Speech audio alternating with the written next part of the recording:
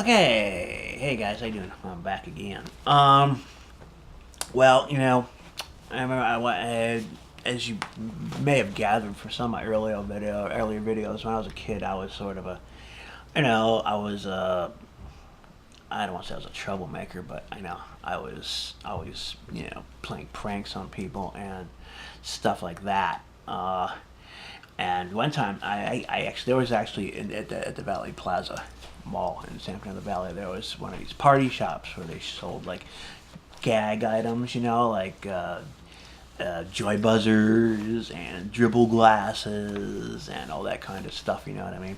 And I used to go there, and I used to buy stuff from time to time. I once bought best investment I ever made. I once bought. I don't know if they even make it anymore, but they used to sell. It was like rubber vomit. It was like vomit, but it was made out of rubber, and it had like chunks of stuff in it, and it had this like putrid kind of yellowish gray matrix that it was all floating in and stuff like that. And you just put some water on it, and it looked like real slimy and stuff like that. So it looked like a real puddle of puke, and I had a lot of fun with that. Once I went into the nurse's office, and it was like a cold January day or something like that, and there were a lot of, I forget why I was there, but anyway, there were a lot of kids in there who were sick and stuff like that. And so anyway, so there was this old nurse, and she was kind of cantankerous and stuff like that. I don't think you can really be cantankerous and work around kids these days, considering what kids are like now. But back in those days, kids had a little bit more respect for authority, or a little bit more submissive. So I guess, if you were inclined that way, you had the luxury of indulging it back in those days. Talking about the early '70s here. And so I took the rubber vomit, and the nurse had left the room, and I put the vomit on her chair, and she came back in, and she's like, "Oh, look at this! Oh my God!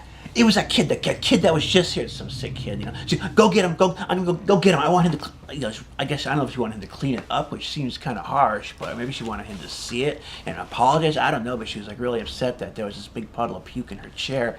And so she went to get the kid, and then, maybe she was going to get some other, personnel to come look at it.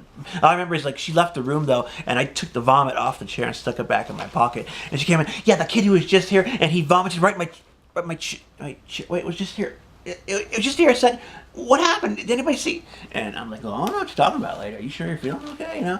And so, I don't know. Maybe she thought she was losing her mind. I don't know. Maybe that was kind of a cruel prank for me to play. I might have hastened her retirement. I don't know. But I used to have a lot of fun with those pranks and stuff like that. One was disappearing ink. It's like a bottle of ink, and it's like you splash it on somebody's shirt, or you squirt it out of a pen, and they're like, oh, dude, man, this is like a $60 shirt, man. But the thing is, then the ink disappears after a few minutes, and I squirted some of that disappearing ink on some little girl's dress, and the teacher, the yard monitor came, was really cross with me and stuff like that, and he's like, you got to buy her a new shirt. And I'm like, whatever. And then of course the ink disappeared. So great fun. Yeah, I used to like that one that had the snapping gum, where it's like a packet of really spearmint gum, and you go, carefully stick of gum, and then they pull the piece of gum out, and like a mousetrap snaps on their fingers.